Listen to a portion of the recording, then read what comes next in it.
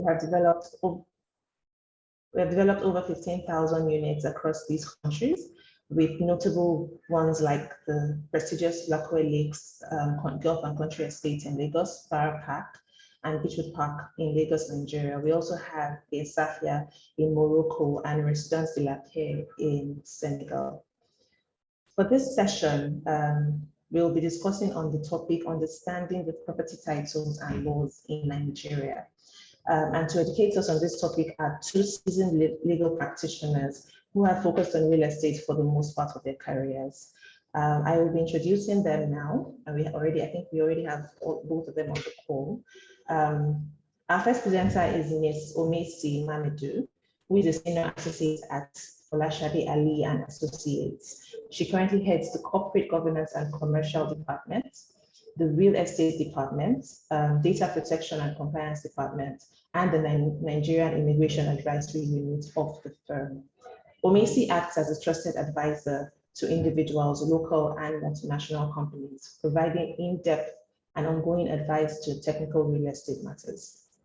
The firm's real estate team is currently headed by Omesi, and it has handled over 1,000 real estate and property conveyance related transactions, which encompass processes such as perfection of title, procurement of planning, permits and licenses for large-scale projects, and legal and regulatory due diligence. Hi, Omesi, welcome.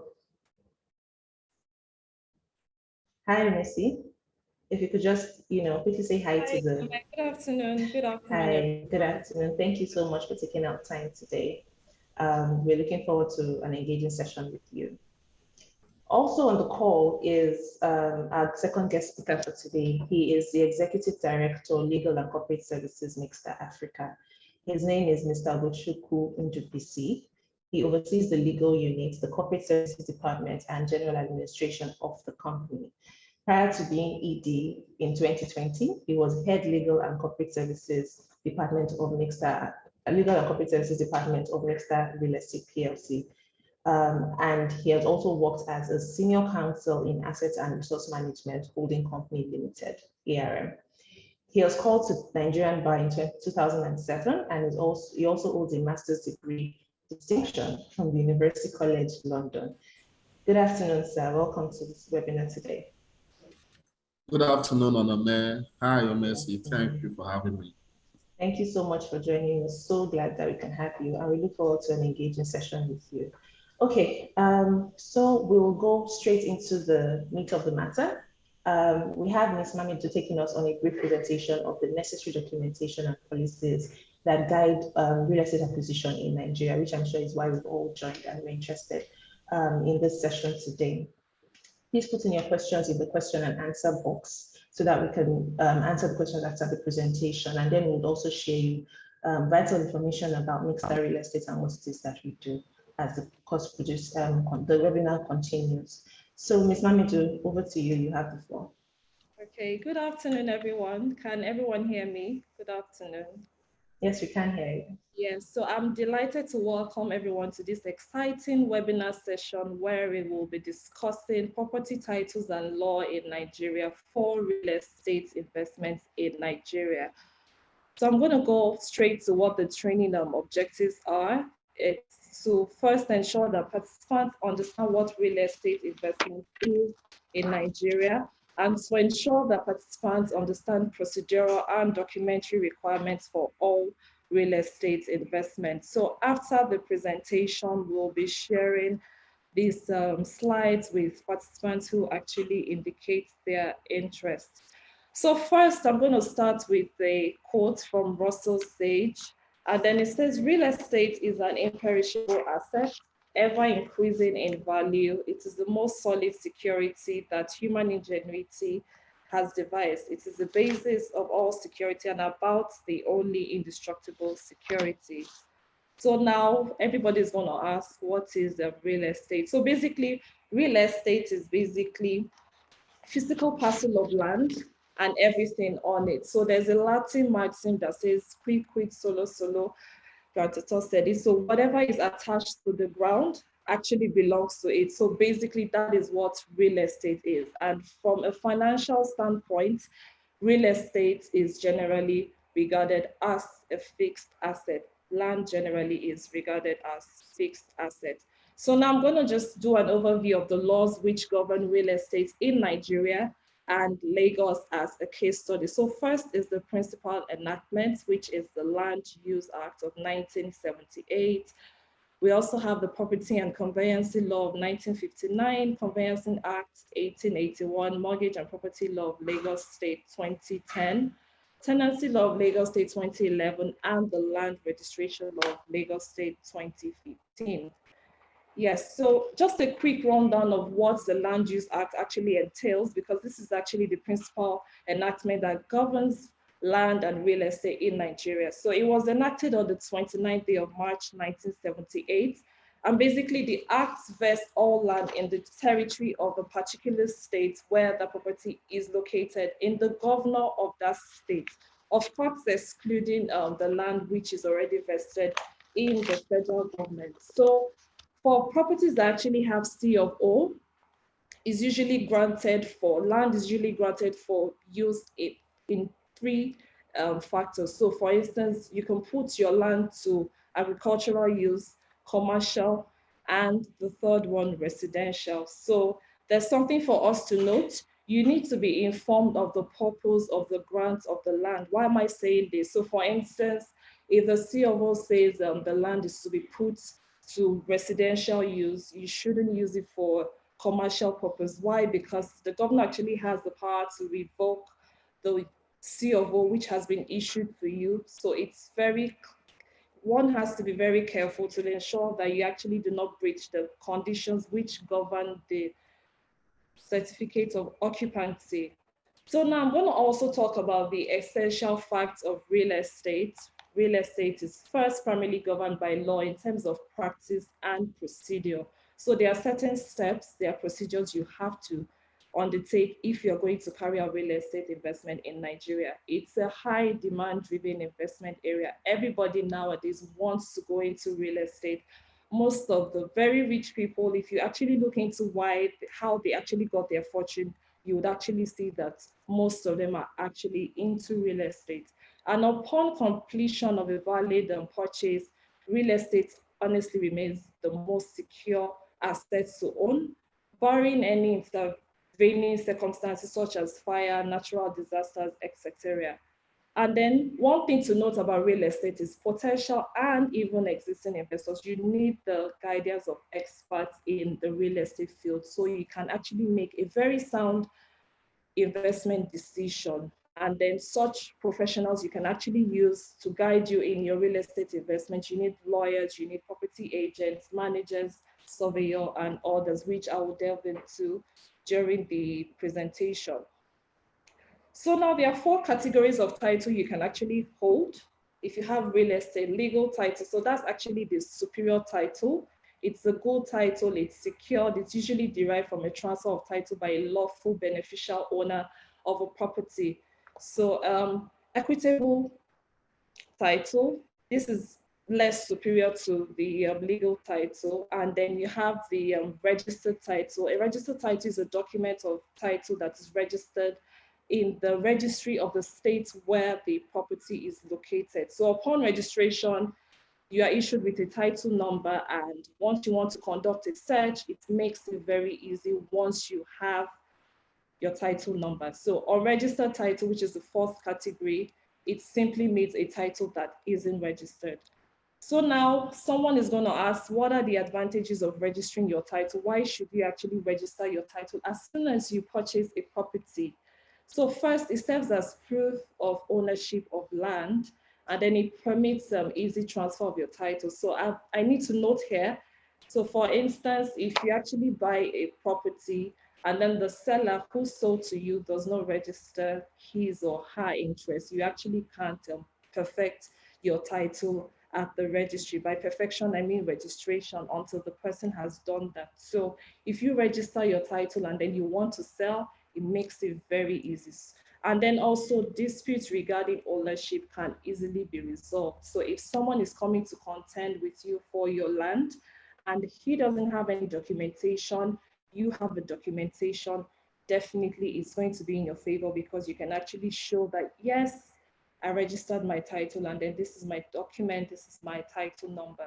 And then also it can be used to prevent encroachment. So I'm sure so many of us might have seen things on the wall, keep off military zone. I mean, they pulled that because yes, it actually belongs to them and they have legal title to the land. So types of ownership, two types of ownership. It's first is freehold. This is the type of ownership that was in place prior to the enactment of the Land Use Act of 1978. And then the second type is leasehold, which is the ownership we hold post the enactment of the Land Use Act in 1978. So now, how can we all become owners of a property? So first, which is the most common, is through purchase. So I can own a property just by simply purchasing from somebody. And then the second method is by gift. So here you have to ensure if somebody gifts you a real estate, it has to be documented, it has to be in writing. And this is usually by a document called a deed of gift. So the person who is gifting you this real estate, he's called the donor, and then you are called the donee. So you have to ensure that this is in writing so you can actually go ahead and register this gift real estate, which is gifted to you at the registry where the property is located. So the third means is by first settlement. So these are the initial people who come and they settle on the land. So they are called the initial land dwellers, first settlement. So you can also become owner of a property by that. And then of course, through inheritance by wills. So what are the documents for transfer of a title? You have sale and purchase agreement. So yes, there's an S there because you need to ensure that you have enough copy in case you want to sell, and it's not just one copy that is given to you in case it gets lost. So yes, there's an S there. Also, you need deeds of assignment, survey plan. Survey plan is usually drafted by a registered surveyor. So if you look at, for most of us who are familiar, and you'd see that there you have prepared by XYZ surveyor, a registered surveyor, and then he puts his identification number there. And then another document for transfer of title is the purchase receipt. So as soon as you purchase your property, please ensure you collect a receipt from the seller. So in Lagos State, there's something we call Form 1C, which is part of the document that companies actually prepare, because if you want to register your title at the Lagos Land Registry, it's part of the documents that will be submitted. So now there's something for us to note here. Safekeeping and custody of property documents is actually paramount, and it's important for all property owners. It's important we all keep our documents well. So we can keep our documents, for instance, with a lawyer or a custodian house. And in some instances, some people even keep their property documents with the bank. So now I think we need to discuss and people actually get into problems in real estate transactions. So some people will tell you they don't want to buy a property, they don't want money, less wahala, stuff like that. So, I mean, why do these people run into this problem? So the first reason is because they actually purchase these properties from other people than the actual owner. So definitely, if you're going to purchase a property from someone other than the actual owner, definitely the title being passed to you is the That's one of the reasons why people actually get into trouble in real estate transactions. Second is failure to carry due diligence and investigation on the property. So for instance, I've had a friend, if I could just share this small story, and she said her uncle wanted to sell a property to her. So simply because the property was coming from her uncle, her relative, she just went ahead and then she paid, and then only to discover that the uncle had actually put up the of a mortgage already. So whether it's your relation selling, whoever it is, it's important to actually carry out due diligence and investigation on the property you're buying. So in the later part of the presentation, I will actually define what due diligence is and how you can actually carry out due diligence. So the third point here I have is resort to self-help. So I've had some clients that come to our office, they run into problems with tenants, even property purchase, and I'm asking why. They said they had a template of a deed of assignment, and then they decided to draft it themselves. So what I want to mention here is every transaction is specific. The terms are specific, so you actually need not to resort to self-help. Ensure you engage a professional, not just a professional, a seasoned professional. If you want to carry out real estate transactions, do not resort to self-help, and then always ensure that the necessary consultations are made, and then the engagements, which I would discuss further in the later part of the presentation. Another problem is insufficient knowledge and expertise with respect to the various types of real estate transactions, which I would buttress on later. And then the final point here is appointment of inexperienced individuals or professionals.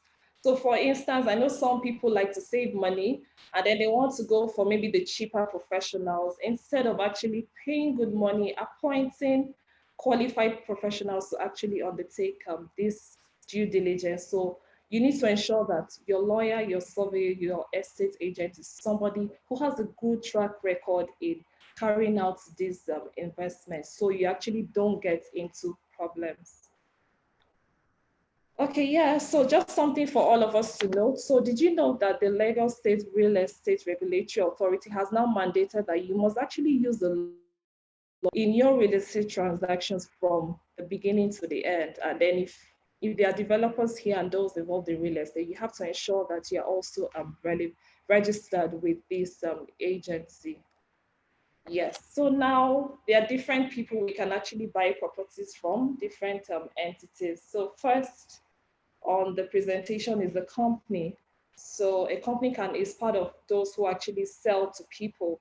But if a company is selling to you, you need to first ensure that the company is valid and it is in existence. So how can you ensure that the company is in existence? You ask the company for their registration number, which is called the RC number as indicated on the company's certificate of incorporation.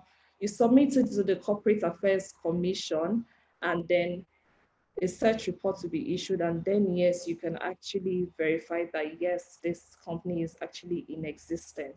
If you're buying a property from a company, also check the review of sales that has been done by the company. I normally tell some people you can actually even go a step further, visit their office just so you actually see things for yourself. And then you need to ensure that your deed is in the name of the company, which is the assigner. Assigner, for those who are not lawyers, is the person selling to you. So for instance, if it's XYZ company selling, they shouldn't sell to you in another person's name unless they give reasons why that is being done. And ensure you make payments into the company's bank account and to nobody else, not an individual.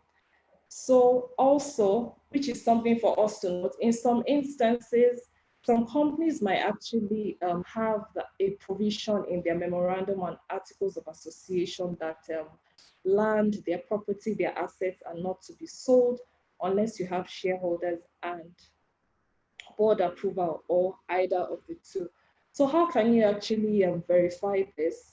You need to just write a letter to the company asking them if there's anything restricting them for purchasing that land. Because the last thing you want to do is you purchase a property and then later it gets to the board of directors and then they say, oh, the board's approval was not sought, the approval of the shareholders was not sought, and then you run into problems. So you want to buy from a company, you need to write and then ask that all the necessary internal approvals have actually been sought, so you don't run into problems.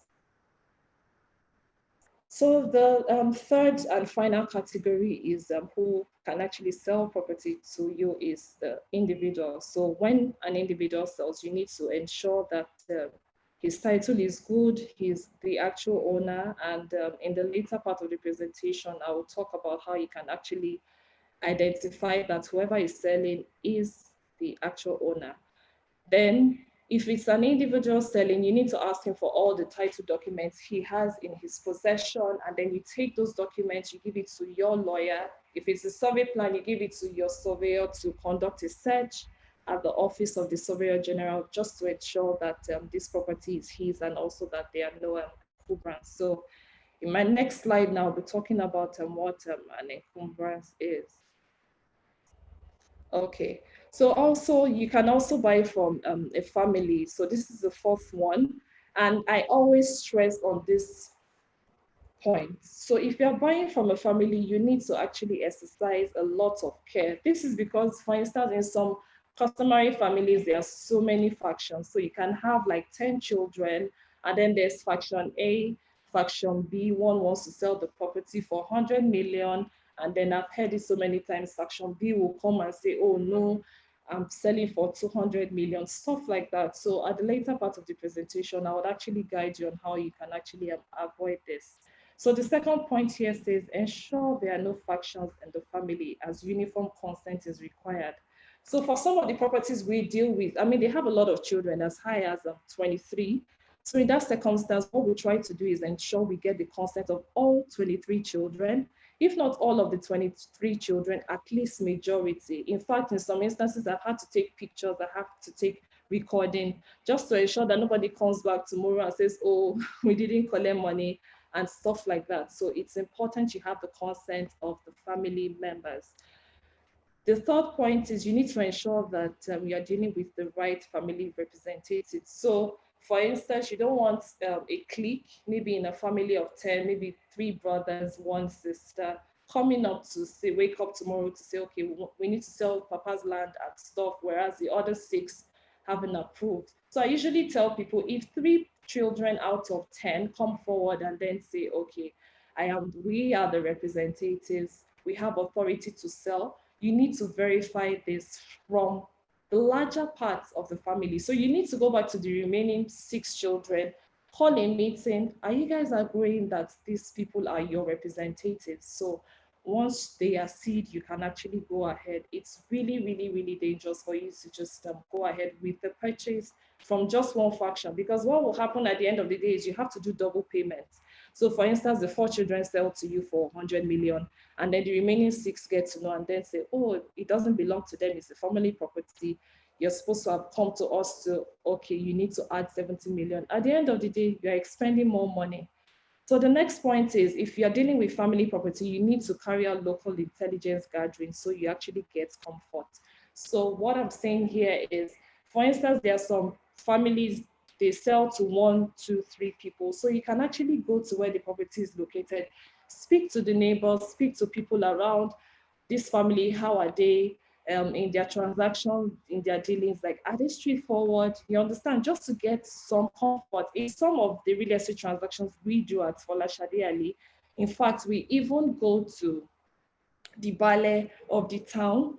We speak to the youth of the community. How is this family? Is it okay to go ahead? And on some few occasions, we've heard, oh, what they do is they've already sold it. Don't answer, don't allow them collect money. So it's important you actually do a proper local intelligence gathering so you get your comfort. And then, like I had discussed earlier, you need to verify information given by the representatives of the family. So the family members should not say that, you understand, like, this, where we have authority to sell. You need to verify from the entire family, if possible, have a meeting and ensure that you have everybody's consent so your purchase is not void. And then once you've completed your transaction, I always advise my clients in Folashade Ali and Associates, you need to take possession immediately.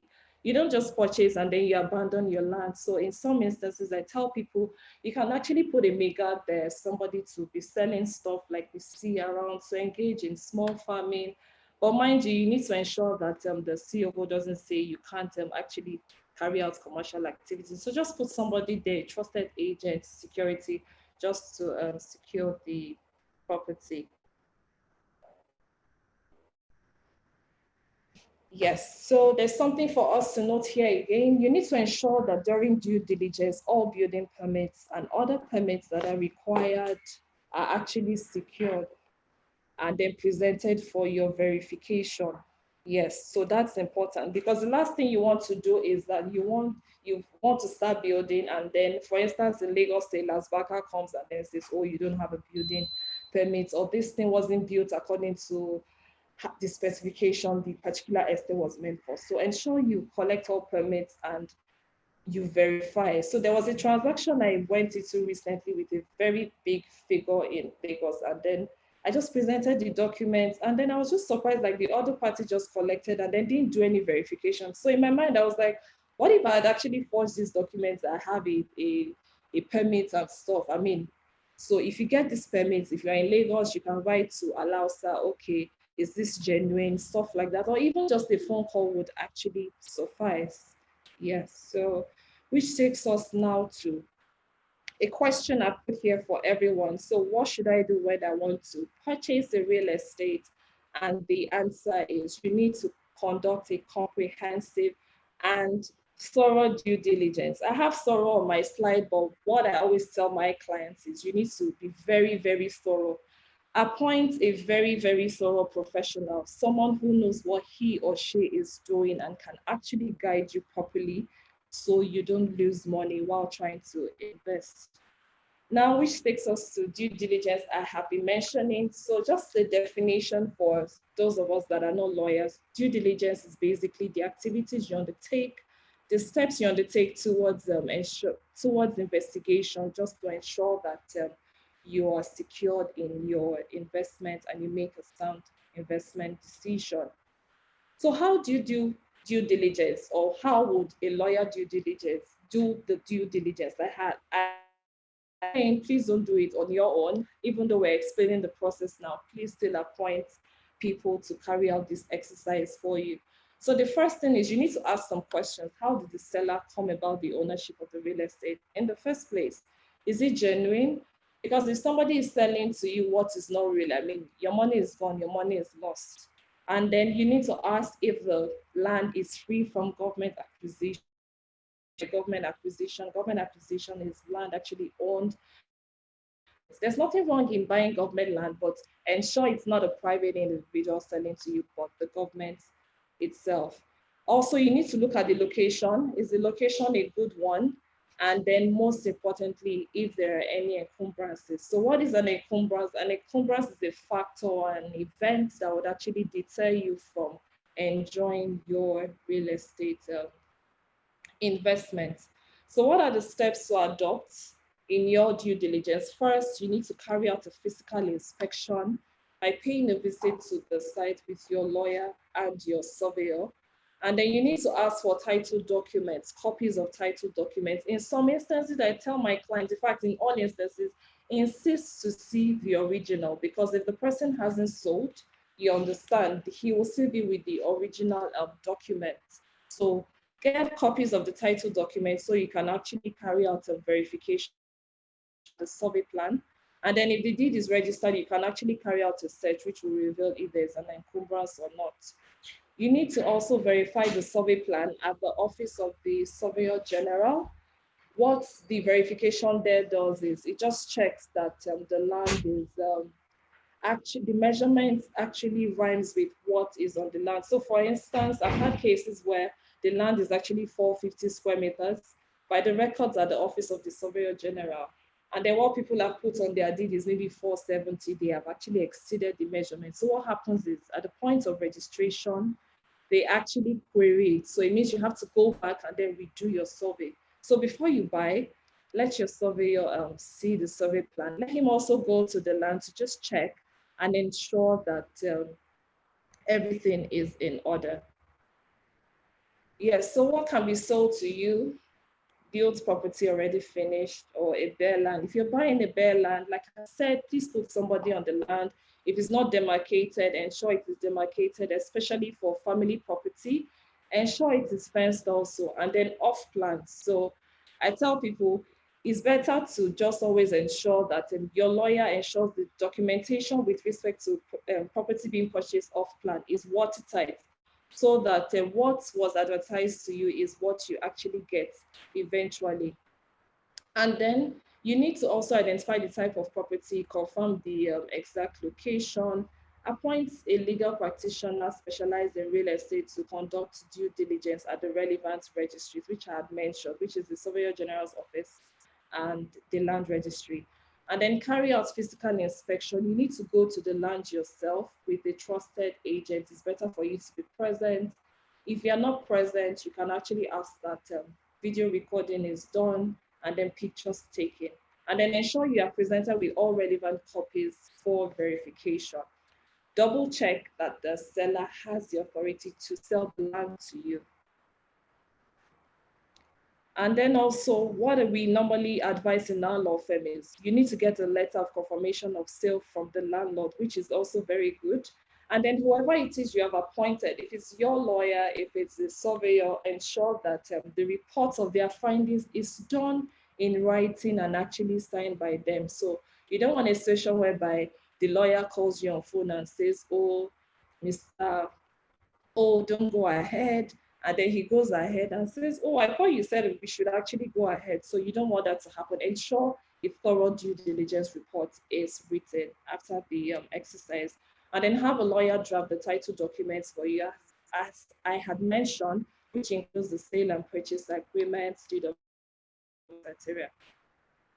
And then you need to ensure that these title documents are executed properly. So there's something the Evidence Act provides for those who are not lawyers. An unsigned document is a worthless document. So you should avoid a situation where the landlord signs and then you don't sign, the seller sells and then the buyer doesn't sell. Both parties have to actually execute and then properly also. So the next thing is you need to get competent hands to manage you, like I had mentioned earlier, take possession of your property. So now there's another question here. So it says, what happens after the due diligence is satisfactory? And then you want to proceed with the transaction. So first, you make payments in the name of the assigner, unless the assigner actually states otherwise in writing. Who is the assigner? As I had explained earlier, that is the seller. And then you, who is buying, you are the assignee. Then you need to obtain purchase receipts. You need to obtain copies of deed of assignment, sale and purchase agreements, and survey plan. Then you proceed to register your title at the land registry where the property is located. So what are the red flags to avoid during due diligence? So I've gone to some places and then the owners are saying, oh, I don't have documents, it's lost in fire. And then the story is just too much. So you need to, once somebody is telling you, oh, I don't have any documents, you know that's a red flag. And then withholding information. So if you're asking someone, how did you come about this land? And then the person is not being straightforward, definitely you know that's a red flag you have to avoid. Yes, so who can assist you in carrying out your due diligence if you want to undertake a real estate transaction? So first is a legal practitioner. I always tell people it's always good you have a sound lawyer on your team so that you don't run into problems. So what does the lawyer do? What the lawyer does is to just check that there's no encumbrance on the. And then an estate agent, they provide advice and a practical guidance on suitability and then even location of the property. So a surveyor, like I had explained earlier, a surveyor will check that the property is actually free from government acquisition. He would also confirm that the beacon number of the survey plan corresponds with the land measurement. There must be no discrepancy because normally once there's discrepancy, the registry frowns at it and they won't go ahead and register your title in your name. And then you also need to confirm that there are no encroachments. That is, like I had explained before, so your land is 470, whereas on your survey plan, you want to do 480. So your surveyor would actually check that the actual size is what the seller had indicated on his own survey plan. Then you also need a property consultant, somebody that would guide you in your choice of property you want to buy. So now, what documents do you require for registration of title at the land registry? So here, I have used Lagos State as a case study. So you need Form 1C, you need 4 copies of deeds of assignments between the assigner and the assignee.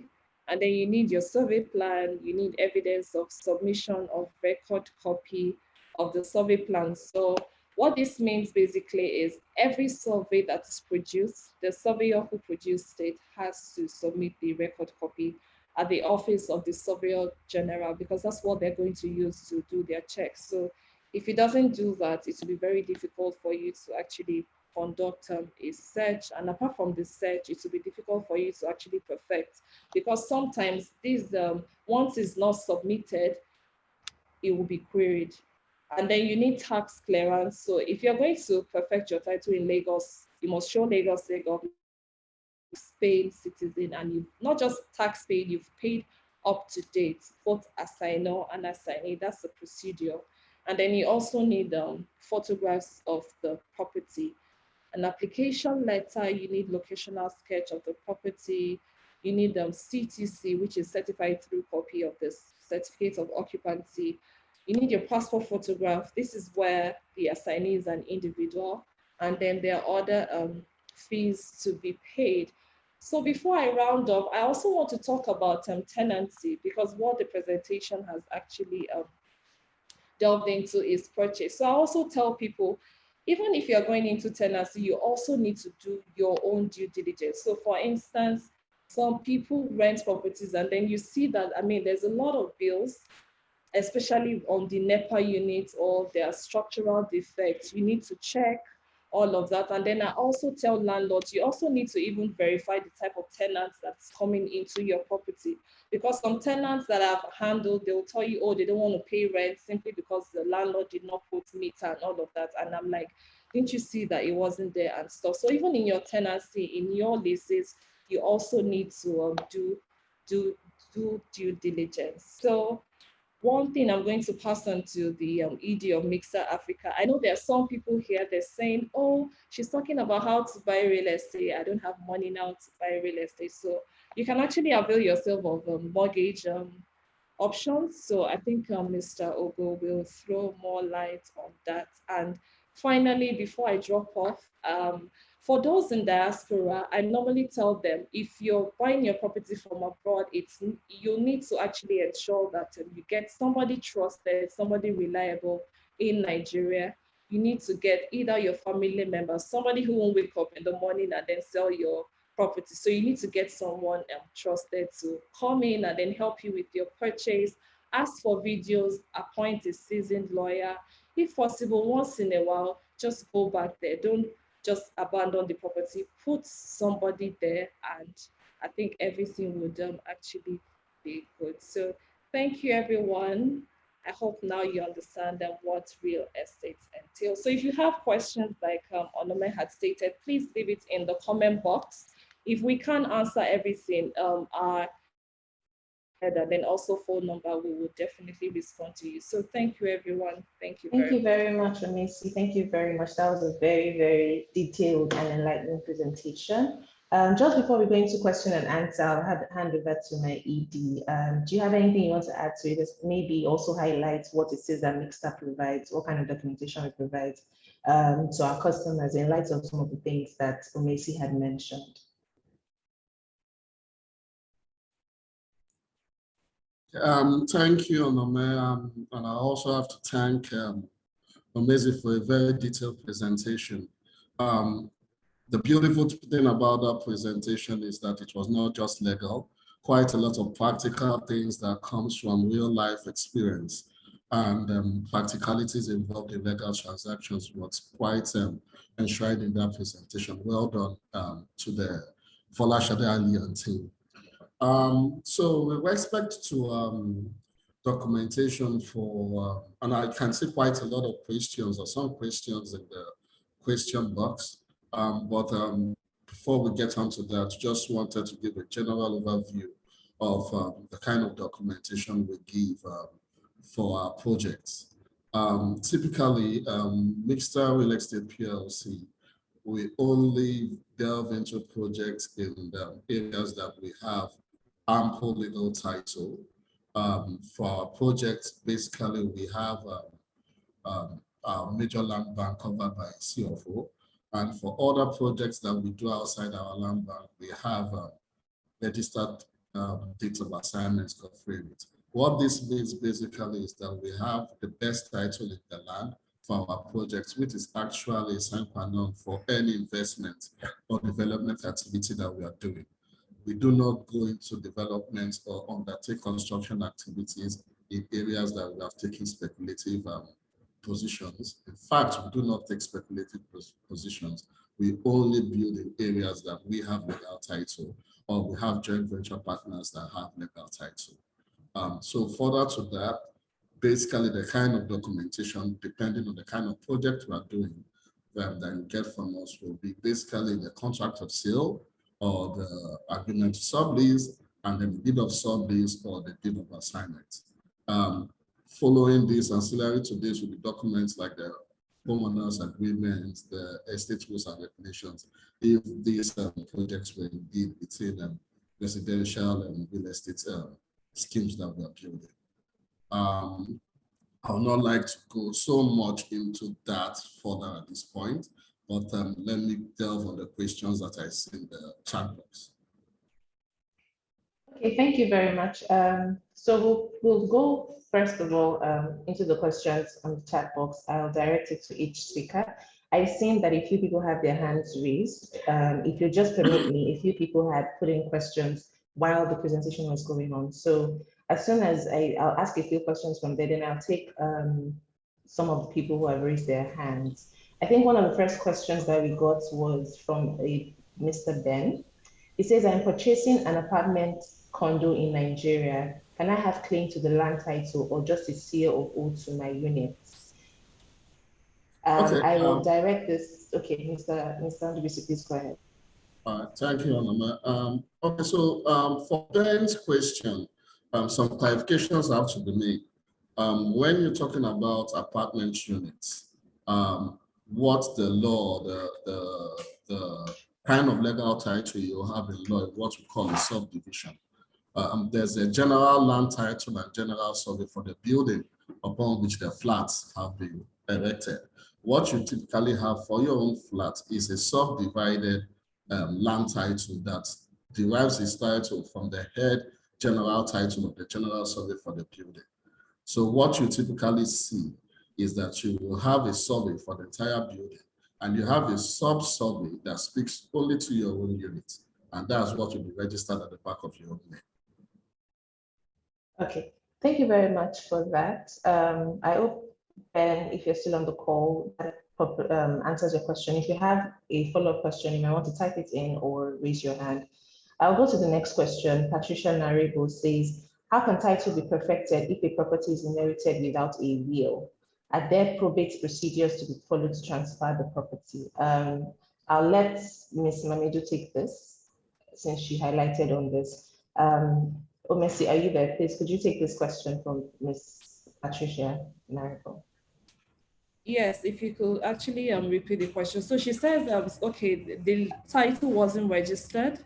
So how can a title be perfected if a property is inherited without a will? Are there probate procedures to be followed to transfer the property? So there's no will, but the property has been inherited by her, I assume. So how can she make that a legal process is what I think she's asking. Yes, so like I had stated earlier, if the initial route of title was not registered, right, you would actually have difficulty in undertaking a subsequent registration. And then if the property isn't willed to you yet, you understand, you need to actually show evidence that this has actually come to you before you can actually undertake the registration. So I hope that answers her question. Yeah. Okay, so Onome, if I may, just to put more color to Mrs. Response, I think the way the question was asked left quite some areas for clarity. I think what the question or what the owner, the question posed is that, I want to believe is that someone is deceased, and right now the assets, how does someone get title or registered title for such an asset? The process will be that the administrators of that deceased person will first of all have to obtain the letters of administration from the probate registry. When they get that, in law, they become the legal owners or the only people that can legally part with the legal title of that asset. So they are the ones that will now be the sellers or the people that are passing on the title. And that title, if it is passed, you can now go and register it. But at the end of the day, the same requirements that you have been required to bring for a purchaser at the land registry, like the tax clearance, like the international passports and other requirements will be required of those administrators that were given the letters of administration. Okay, I think also as a follow-up question, maybe this might provide more clarity. It says, she also asks, what are the customary rules about traditional groups having an interest in land that need to be paid in particular local areas? So, and I also see that, sorry, Sambisi, I also see that if Fred Narebo has his hand raised, and I'm assuming they're related, so maybe if the host can let Mr. Fred speak, but I will let you answer the first question. So about the customary rules, and then we can take Mr. Fred's question. Okay, I will proceed with the answer to the question on the supposition that the question is speaking to Omoniles and the fees that people typically are charged when they are building, having their development in different areas. If that is the question, at law, I can categorically say that there's no position for the Omonile fees or the development fees that people are charged in different areas. However, while you can say on one hand, there's no legal basis for it, on the other hand, there are some practicalities involved. People tend to pay these fees because in those areas, those are the people that are going to provide security for your construction materials as you are building. Those are the people that are going to give the right of ingress and egress from the communal roads for your building contractors and their equipment. However, those are different practicalities, considerations, and the rest. But at law, that there's no basis. If the family has sold land to you and you have paid to the family, there's no basis for them to come and be charged. I understand their fees that are payable at the point you're doing foundation, things that are payable at the time you're doing lintel, things that are payable at the time you are roofing, all not based on law. However, like I said, there are practical reasons why people go ahead to pay or negotiate this, and these are the reasons that I mentioned earlier. Speaking to this also, some governments have taken or frowned and taken a positive action against this. However, sometimes the actions that they've taken with respect to executive orders that they've given, the Edo State government has done that. The Lagos State government has even gone beyond them having executive orders to actually put going to the House of Assembly to pass a law. We have a Lagos State anti-land grabbing law that prescribes such activities. However, the practicalities of the scenarios or the circumstances is just what I shared with you. So it's a question of people having to, you just have to be able to assess the legal and the practicalities involved. But at the end of the day, if you do not have a stomach for such activities, then you restrict yourself to making purchases from companies like Mixta, who will have absolutely zero money activities on our land. Okay, thank you very much, Mr. Ogo. Can we let Mr. Fred speak now? I'm assuming he has a follow-up question to this. If Mr. Fred, if you're there, can we unmute you so you can ask your question? Yeah, good afternoon. My name is Fred Narebo. So I wanted to ask a question concerning the transfer of ownership when it comes to selling apartments in Lagos, especially. I'm a realtor in Lagos.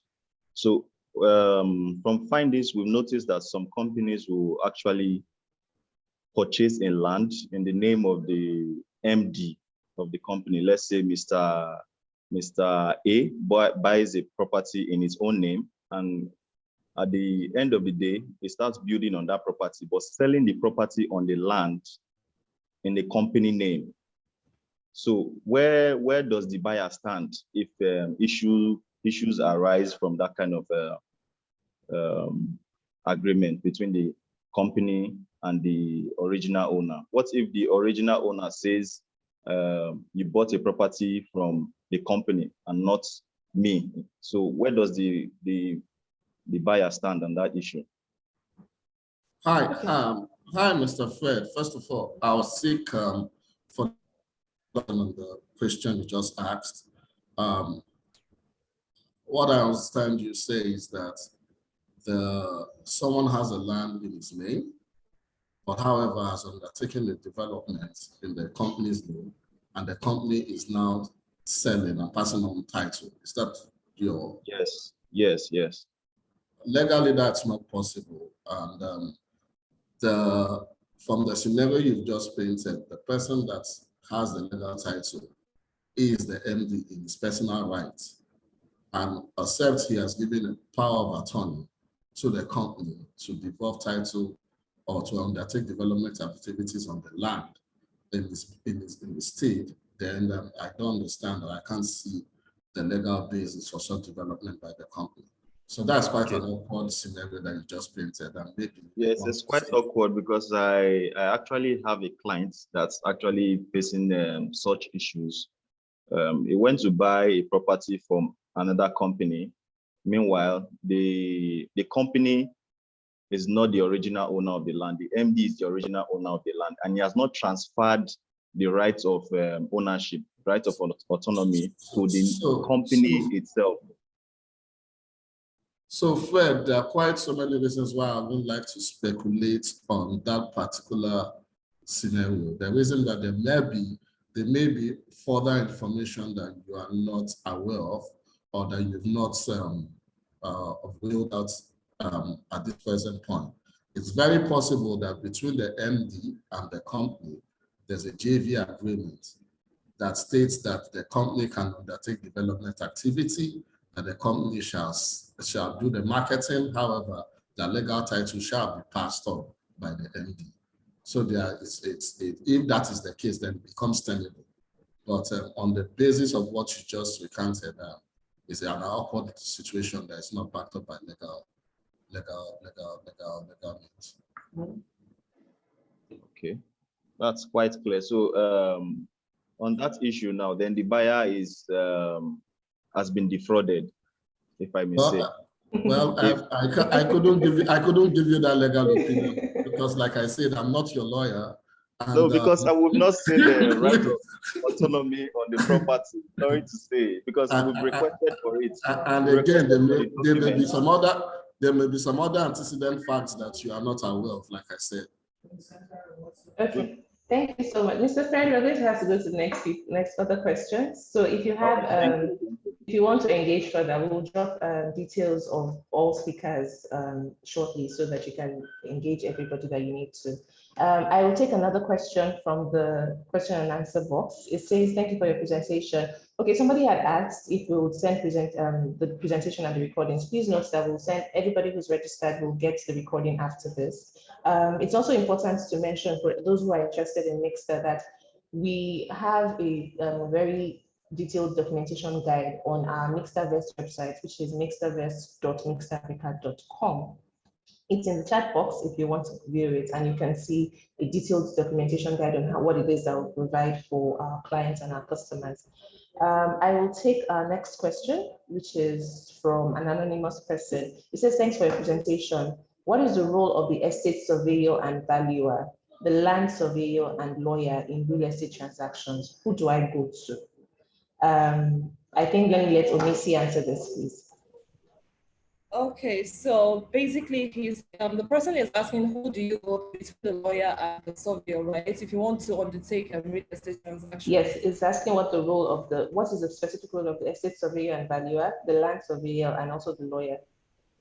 Okay, like I had discussed before, basically your lawyer will just check that a good title is being passed to you. So like I had said, the lawyer will check up to see that all the documentations are in place, just to ensure that there's no encumbrance, that the property is not the subject of any mortgage and stuff. And then the surveyor, like I had mentioned, you take your surveyor to the land to ensure that the beacon numbers on the survey plan actually matches the beacon numbers on the survey plan, like I had stated.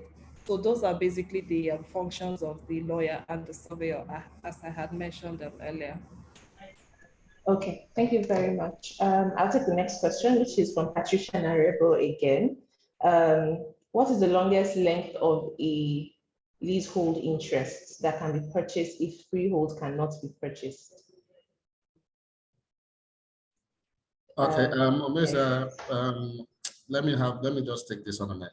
Okay. So with respect to the question on freehold and leasehold, perhaps an understanding of what the two concepts mean is very helpful to understanding the answer to the question.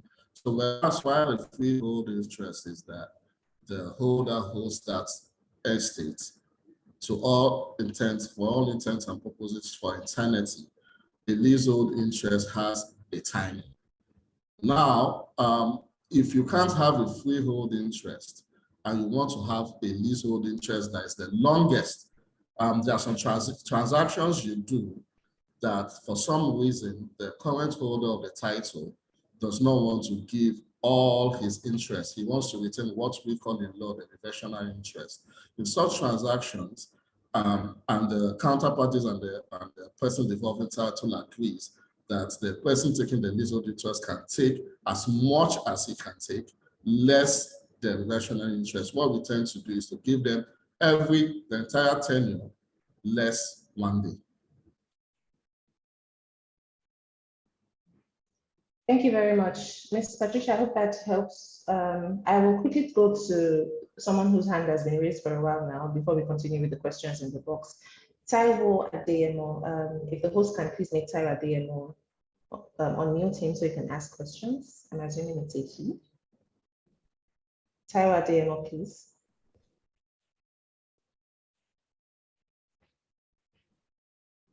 I'm waiting for Taiwo to be unmuted, please. Otherwise, I will just quickly go to the next question while we try to unmute Taiwo. Christopher Ndubisi has asked, how does it work to register landed property if it's been passed down through family generations? I feel that we've answered this question at some point. But Macy, do you want to take that again? Maybe just some clarity. How does it work to register landed property if it has been passed down through family generations? Yeah, like I said, you can actually apply to get a C of O. So if you look at, for instance, some of these families in Lekki, for instance, majority of them actually first initial dwellers. So what you do is you just apply for a certificate of occupancy in that instance. So you can actually go through that route. Yeah.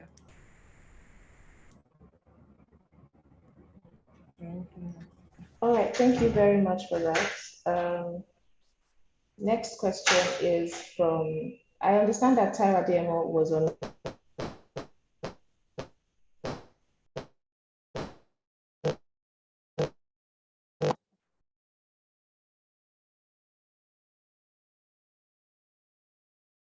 Thank you.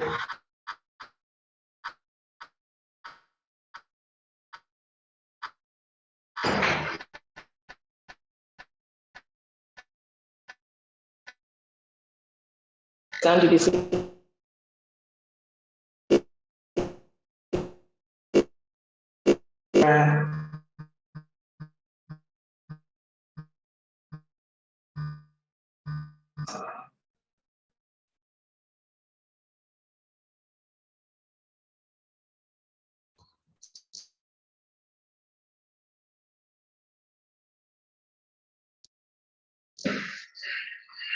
Hello?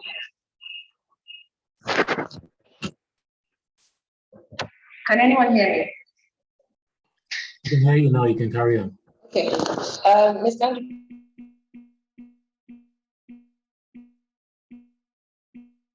Sorry, Anna, you've gone off again.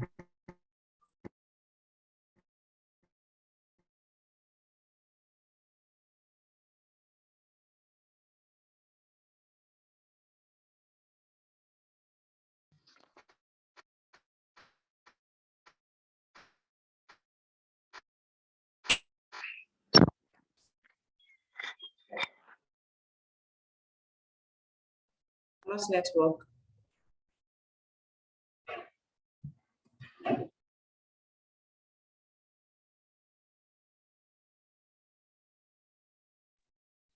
Hello?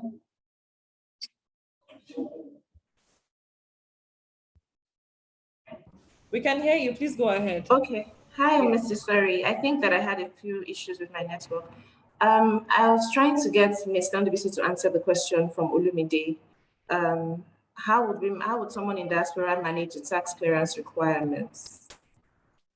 Okay, so that's actually quite an interesting question. for the thought for now, I never even really thought about it, but if my knowledge of tax law serves me very well, the incidence of taxation in Nigeria is by residence. So if the individual could prove to the registry and the tax agencies here that they are not domiciled in Nigeria, they should be able to waive that requirement for them, because you do not pay taxes. The incidence of taxation in Nigeria is that you have to be domiciled in Nigeria and then have to have worked and gotten paid from affairs in Nigeria. So I think that should be a ground for a waiver.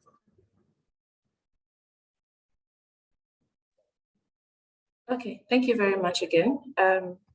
Mr. Ade has his hand up. Do you want to please unmute yourself and ask your question? Mr. Ade. Okay, I'll go to the next question in the box. We have quite a number of questions, and we have roughly about 30 minutes left. So I will rush through the questions. The next question is from, okay, I've answered, sorry, Charles Emozi. What mortgage plans does Mixta Africa have for middle income earners? This is definitely for Mr. Ndubisi, but I know that we also have the CCO and the country manager of Mixta. So I will let the ED answer, and then I'm hoping that either Mrs. Akinkube Filani or Mrs. Hughes can buttress some of the points.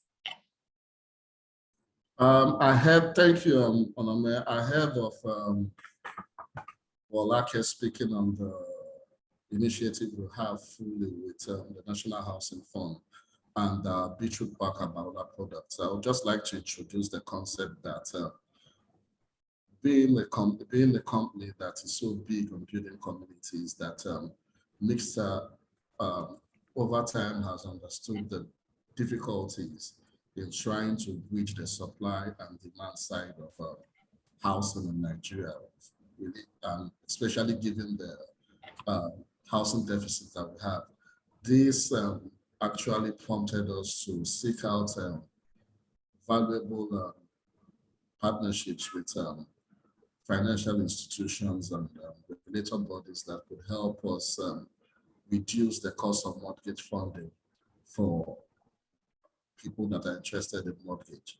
Over time, we've noticed and realized that the high cost of mortgage that we get from commercial banks has served as a disincentive for upwardly mobile middle-income earners from the mortgage market. So these efforts, this realization saw us to work with, pushed us to work closely with PMIs and the National Housing Fund initiative, and having a collaborative engagement also with the Federal Mortgage Bank of Nigeria.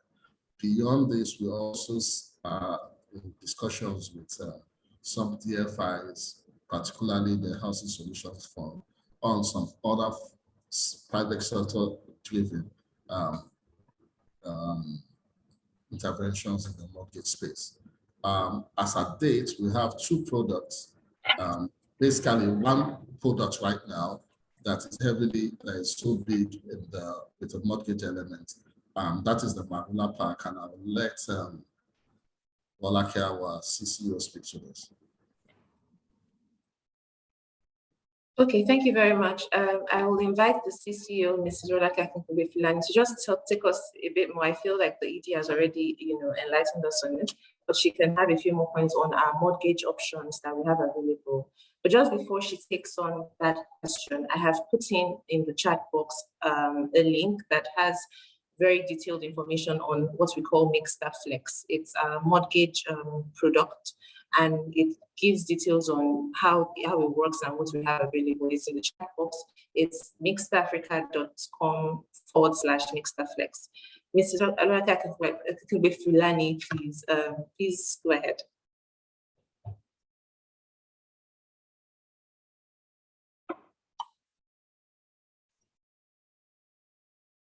Hello.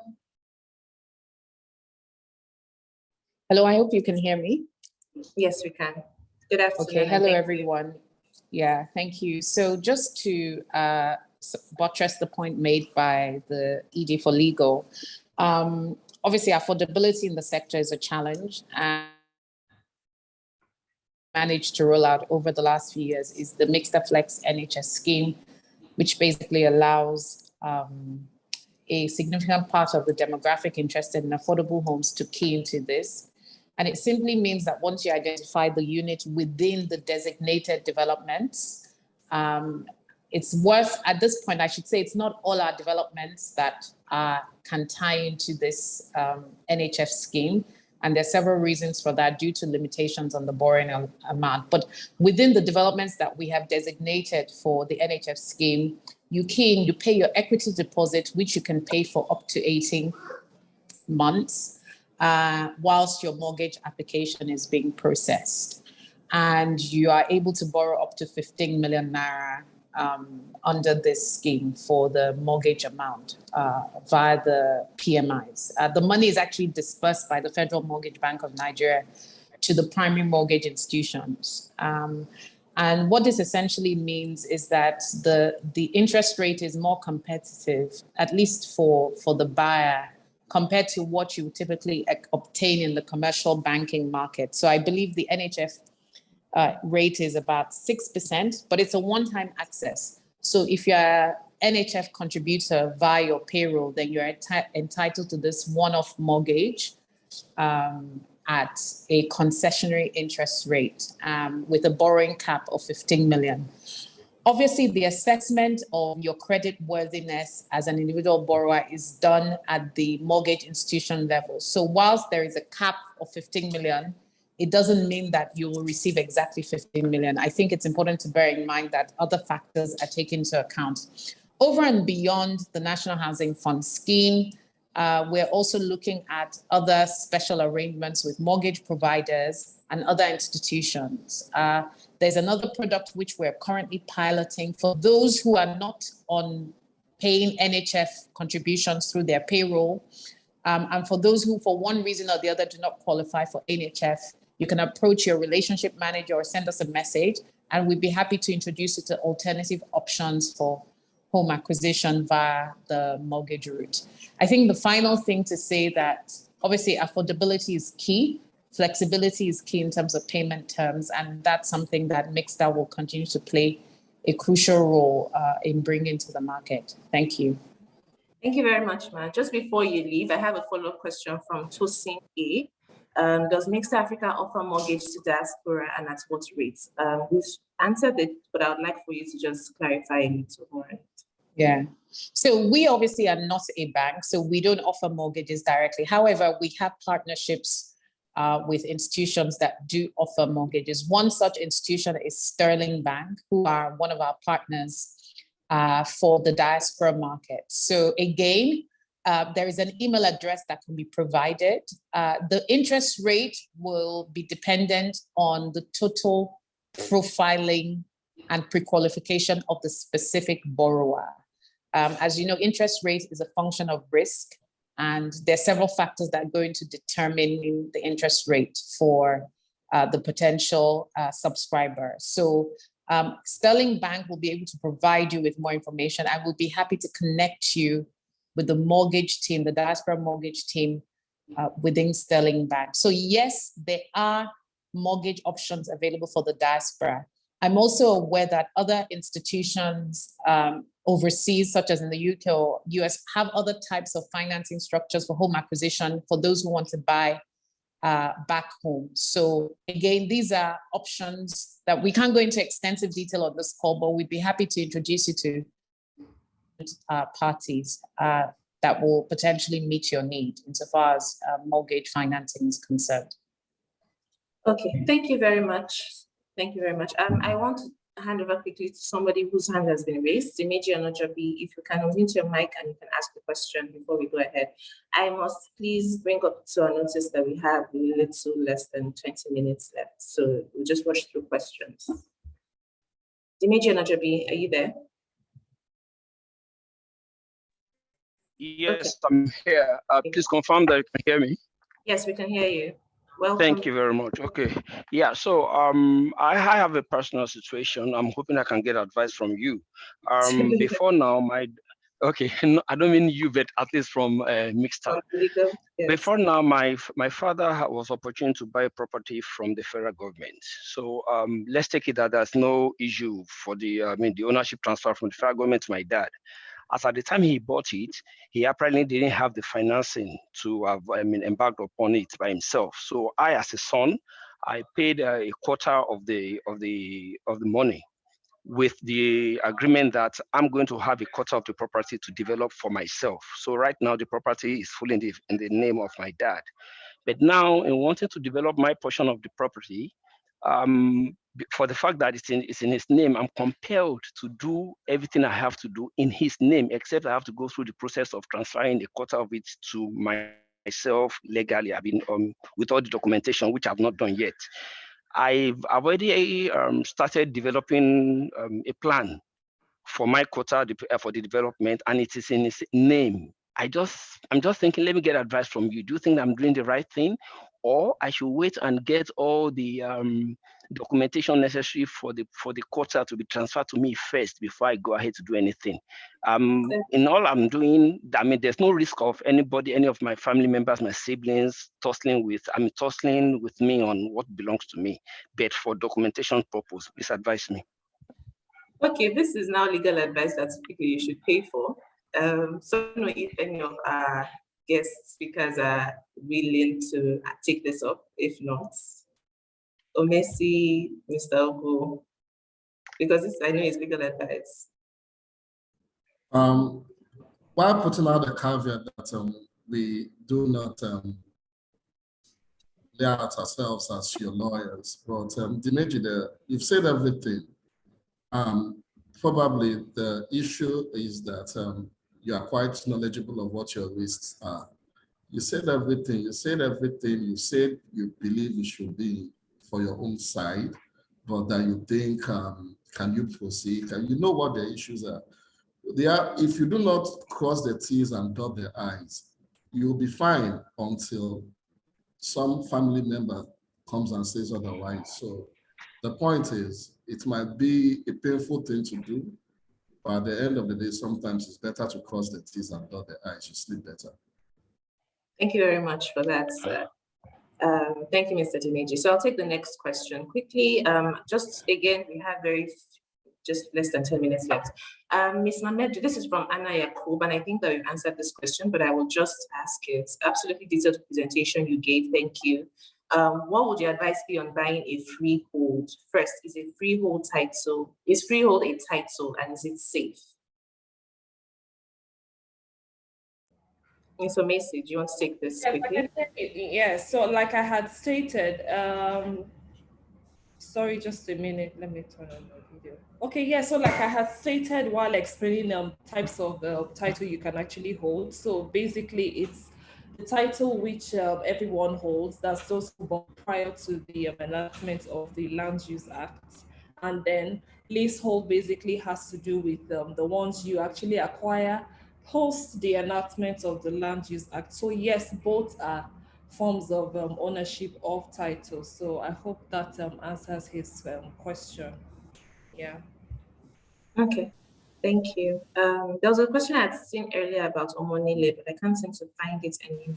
And I know that that's something. Yeah, so what I have done is, so we're quick. So I'm actually typing. Answering them online. Okay, sweet. Yeah, so I've actually answered the question. So basically what he was asking was how he can actually manage a Omonile situation. So I just simply said he has to ensure that he's dealing with the right family members. And then if it's these people that come in and then they want some form of money before they start to build. So I basically don't know the kind of Omonile he's actually talking about. So is it the family members or the people who just come to disrupt while building and then they want something? So I'd said you need to apply wisdom, negotiate, all of that, and then speak to the key people in that community. So that's what I had told him. Okay, I will really advise that people please take note of the contact details that are being displayed for further questions you ask, because it's almost as if we're having specific questions to people's specific issues, and we may not be able to take everything here because of time. So if you have questions that are specific to your own issue, things like family property and all of those things, maybe please take note of the email addresses and send it, and we'll be sure to get the speakers to answer them. I will go to Adewale Emmanuel's question. What's accession and gazette title type? I don't know if Omesi wants to answer that. Yeah, so basically what gazette simply means is just the government recording its policies. So for instance, now if a land is granted to a particular family, what the government will just do is to actually gazette it, and then that's the proof of ownership of the title that family has. So basically, gazette is just basically documentation of whatever policy the government take up, just putting it into writing. And yes, people have ownership via that means also. Thank you very much. I will go to the last question here from Charles Emuzi. It says, what Mixta listings are available on Mixta Flex? We have right now, we have Fire Pack, Marula Pack available for Mixta Flex. You can send an email to the contact email in that's currently being presented for further information, or you can visit our website as well, which is also being presented for further information. But those are the products that we currently have on our Mixta Flex platform, and it allows you pay over 15 years, sorry. And Fire Pack is under review based on what the CCU had mentioned. There's a new solution that we are currently piloting, but the definite one that we have on the platform is Marula Pack. So I'm going to go to the next question from Tolu Ade. My question is for the ED. ED, sir, this is yours. Can one purchase a property, just a land, in bracket, just a land at Adiva with 15 million NHF loan rather than a house? The funds are currently available. I think this is a very easy question. Thank you, Onome. For Tolu, that question is quite, I'm not sure it's possible. I'm not even sure I understand the question properly, because NHF loans are not given for land. NHF loans are only given for buildings, yes. For homes, completed homes. So the question is a bit off from the beginning, but for confirmation, NHF loans are for buildings, completed homes, and they are not for land. However, Mixta, we have quite a lot of listings for land, both on the bulk and the retail basis. And you could get in touch with our sales reps. Okay. Thank you very much. I would say that's a pretty straightforward question. NHF isn't for lands, it's just for built homes. Next question is from anonymous attendee, and I'll have Mr. Ugo, I want you to answer this. He says, does first settlers still exist as a form of ownership? How do you transact with such groups with the assumption that they have no documents? And how do you perfect ownership?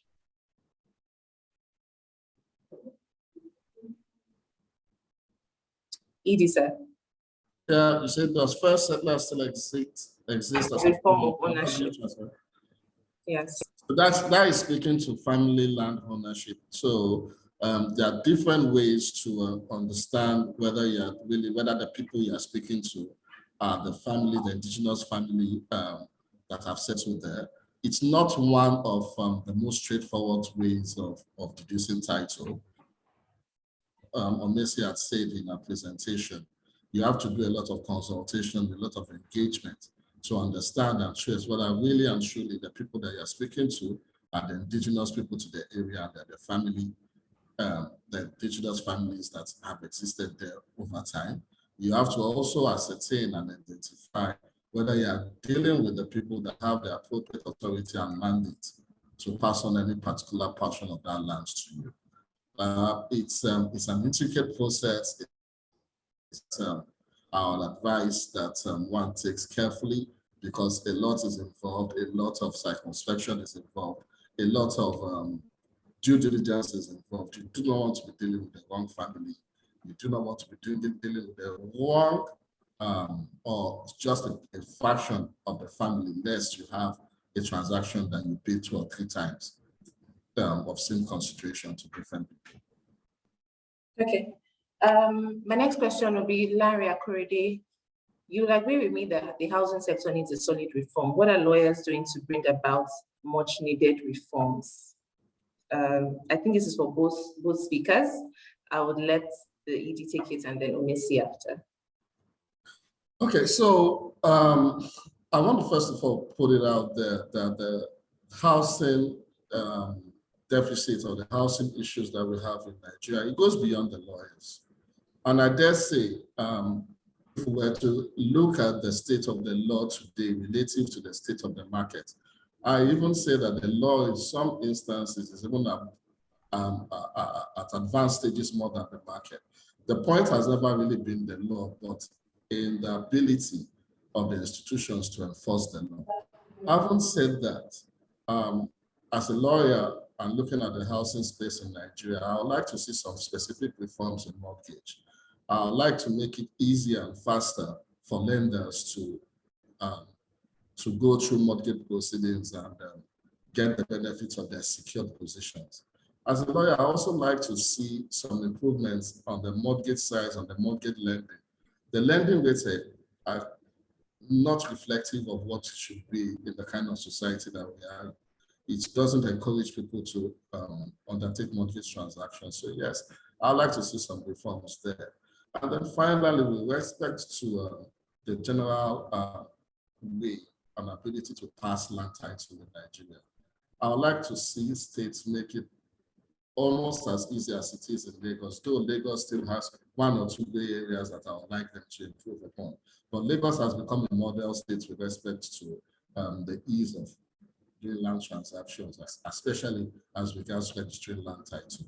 This is not the same in all cities.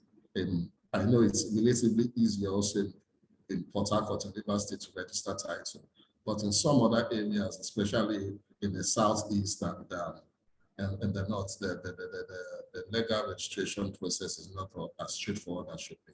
So these are some key areas that I think as a lawyer I would like to see in the forward-looking years that some improvements are done. Thank you very much. Ms. Mariedu, please, if you could just give us like a rounding statement to that. Okay, so Mr. Ogo has said it all. So basically, I think it still boils down to accessibility. So for instance, there are houses to be bought. An example now is the Lagos State homes. I'd like to see legislations that would actually ensure that the common man who needs these houses actually gets it, and not the government people themselves, not some sharing amongst themselves and all of that. And then like he had also said, I mean, adequate funding. I think that would also help if reforms are also done in that sector to ensure that the common man who wants to build his home actually has enough funds to actually take up such real estate and transactions. So, thank you so much. Final question in the box. This is for EDSA. Does Mixta Africa go into joint venture with families or community representatives to provide infrastructural development? So my reaction to this would be, it's something that we've not particularly had such an opportunity. We've not done something with family, but we've done JVs with state government across the country. We've done JVs with 1 or 2 DFIs outside the country, but with respect to doing JVs with families, you know, there are considerations such as scale. The opportunity must be scalable enough to make an investment case for us. So subject to that, making an investment case and there being good title, why not? Okay, thank you so much, sir. I have 2 people whose hands are raised. I have less than 5 minutes. So if Mr. Vincent can take a quick question, we can try to answer that. Mr. Vincent, are you there? Okay, I will unmute Mr. Ben if Mr. Vincent isn't available. Mr. Ben, are you there? Okay. All right. Thank you very much again to our speakers and to everyone who has attended. It's been a very, very enlightening session. Just before we round off, I will do my job here, which is to talk about Mixta Africa. So like they mentioned, as Ms. Namidu mentioned in her presentation, the things that you need to check out for before you work with a real estate development company. Well, we are definitely registered with the CAC. We have site offices at all of our productions or all our products from Marula to Lakoe. So you can visit at any time you want. You can schedule a site visit or have a salesperson available. On our contact details, which are currently displayed, you can call anybody 24 within the stated timelines, and you can schedule a site visit or even a video call for some of the sites that you may want to view. A lot of our products are off-plan, so we have virtual reality tours and animations that will give you a guide on what to expect of our products. We also have clear project timelines that we update from time to time, and we share markets to all of our clients so that you're up to date on our construction timelines. And whenever anything may go wrong or not, we inform you ahead of time. We have a website that you can view. It's currently online, MixtaVest and Mixta Africa. So you have the MixtaVest website being displayed. You also have Mixta Africa, which is www.mixtaafrica.com. And you can, we have also recently launched a platform specifically for the diaspora, and that's the MixtaVest platform.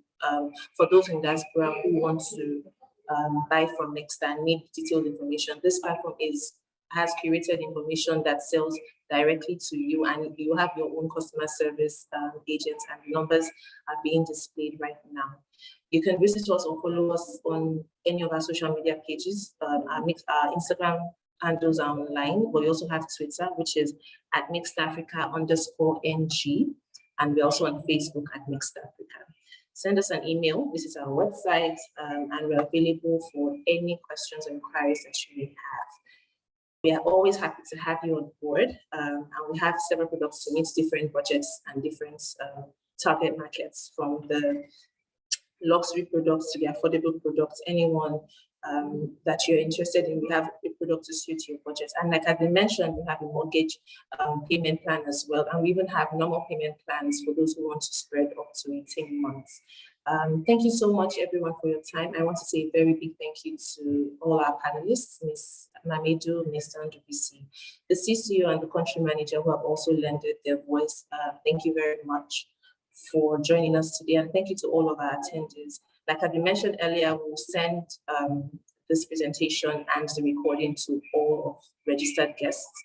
So if you registered before now, we'll have your email addresses and we'll send you the recordings. Otherwise, it will be on our YouTube page as well, which is Mixed Africa on YouTube.